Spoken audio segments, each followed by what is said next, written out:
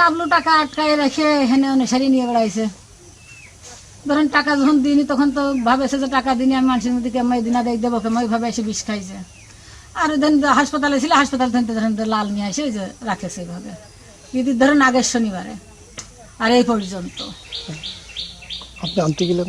আনতে গেছিলাম ওই যে ঈদের দিন, বললাম যে বাড়ি চলো। তা আমার বাড়ি এলা আবার কাছে যে আরে লাল যাবো, তা লাল কাছে যে না যাওয়ার দরকার নেই।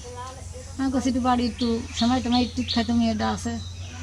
তা করলে না আমার বাড়ি খালি সমস্যাটা কি, ওই কথা করলে আমি আর ভালো মন্দ কথা না আমি চলে আসি। তারপরে একদিন গেফে দিয়ে তো আবার ধরে নেমে গেছি, যাই আবারও আমি আনাবিলে গেছি যে 500 টাকা করে জোন দিল তো কিস্তি মিস্তি আমি দিতে পারবেন বুঝছেন। তারপর যাই দেখি যে ওই ঘরের ভিতরে আমি গেলি তালা মারা। তো তারা ঘরে তালা মেরে রাখছিল, আমার আব্বুকে দেয়নি। তারপরে অনেক কান্নাকাটি করছিল, তাও পরে দেয়নি।